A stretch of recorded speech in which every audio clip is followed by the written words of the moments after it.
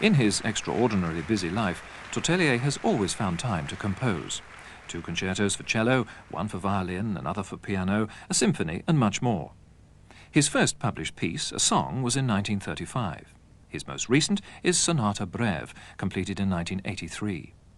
With his vivid pictorial imagination, Tortelier has made this short sonata highly programmatic, a musical portrait of the legendary horse Bucephalus. He was the favourite charger of Alexander the Great and can be seen today in this fresco, a horse apparently so highly strung that he would react to his own shadow. The final movement is a perfect encore piece, and just before we rejoin the masterclass, it's worth seeing Tortelier introducing it to a delighted audience at the Bath Festival. As an encore, ladies and gentlemen, we are going to play the finale of my Sonata Breve, which subtitle is Bucephalus. It is dedicated to Prince Charles, and because it is a story of a famous horse, the horse of Alexander the Great. And I know that Prince Charles likes horses very much. Besides, Prince Charles plays the cello, and I think it was a good occasion for him. I must tell you, we played it for him in Kensington Palace one evening, and he enjoyed it very much, so I hope you will too. Just a little explanation. The first movement depicts, but you will not hear the first movement, so better.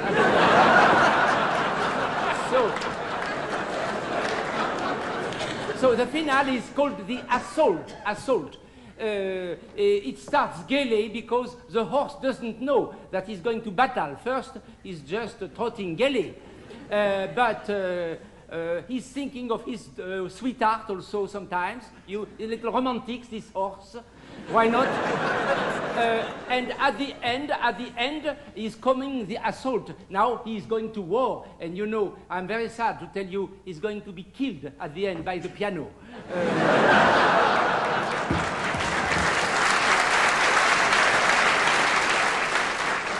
Just a little more thing important.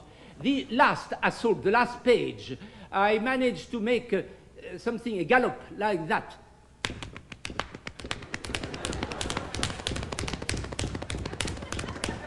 And you know, it was wrong. I was said by Lord Porchester, who is a specialist because he has the horses of the Queen. He's in charge of the horses of the Queen. Lord Porchester. He said, no, the horse do not do. They do when they start.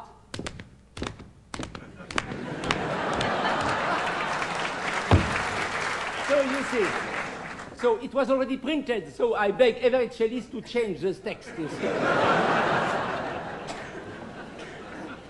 Tortelier as composer, performer and raconteur. Here in Manchester, his sonata is being played by Christopher Hoyle and Oren Shevlin. Christopher Hoyle is a 21-year-old cellist who was a member of the National Youth Orchestra for 2 years before entering the Royal Northern College of Music, where he now studies with Raphael Sommer. In 1983, he won the award of South Yorkshire Young Musician of the Year. Oren Shevlin was born in Oldham, Lancashire, and began playing the cello when he was only 6. He's now 18 and studying at Cheetham School in Manchester and with Raphael Sommer. He's won a number of prizes and scholarships for outstanding performance and has already played this sonata for Tortelier at a masterclass held in France.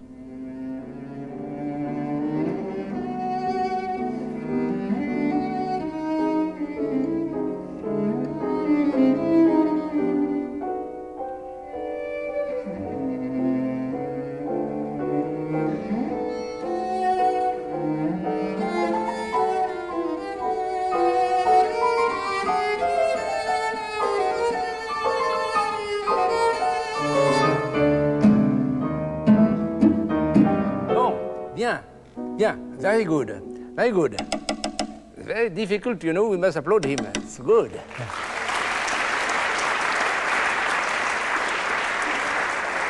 Now, at once I must say that this is programmatic music. And you better know precisely the story. It is a story of the horse of Alexander the Great. The work is dedicated to Prince Charles because I know he loves horses and because he's a cellist. He was a cellist anyway. Alors, the story is important. It's important to know it because this famous horse, which went through across history, since we still know the name of this horse, which was Bucéphale, in French, Bucéphale. I don't know how you pronounce in English, Bucephalus. Bucefalo in Italiano. Yeah. Bucéphale, let's say Bucéphale, was offered to the prince when he was not yet the great Alexander the Great. He was only 17, but he had problem to mount the horse. The horse was so good but so wild. Not only the prince, but nobody could master the horse. So it's good to know that when you play this first movement, because this is a fight, really, a big fight to how do you say, dompter, we say in French. The horse was indomitable. Voilà. Alors, you must have play very energetically when you start. It is wild, wild.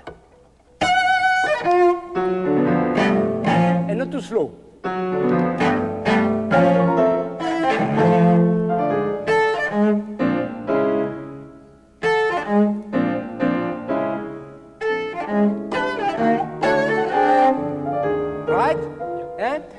So, you know. Alors, I finish with this whole story, so that you know. There is a moment when Alexander understands that the horse is not bad, really. He is afraid. That's why he's wild. Just because he's afraid. Of what is he afraid? He is afraid of, you wouldn't tell, he's afraid of his shadow. Strange, amusing. So, Alexander managed to turn the horse so that he doesn't see his shadow. And that shows you the place where the horse is very surprised not to see any shadow, becomes very mild, very, very nice.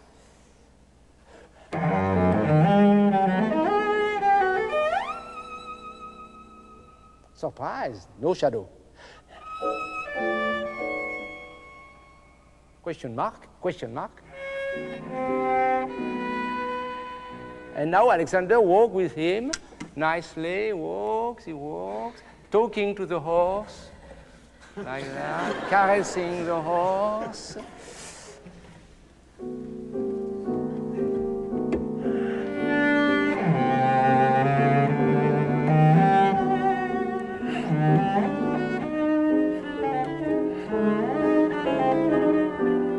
Etc. Huh?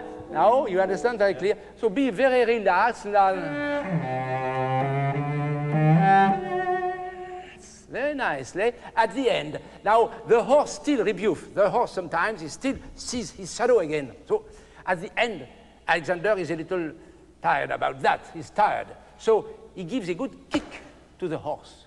But not this way, because with the cello I cannot do that. So with the bow, a kick. We call it collegno, you know. Alors, so we must really hear at the end, when you will reach the end, you will play it after. When you reach the end, you play that with a good kick.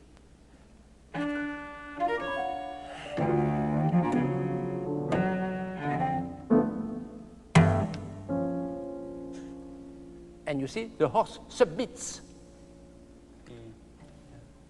Voilà. So perhaps the beginning a little quicker, huh? So that you have this fight. Just beginning. No, it is not. No, it is not abrupt enough. The two notes, the two quick notes. Pa tal la da da, tal la gram, tal la gram.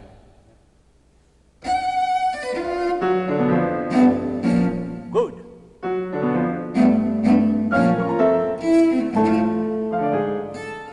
No, not yet piano. Is it written piano? No. It's a long accent. No. Yes. All right, now you have the spirit.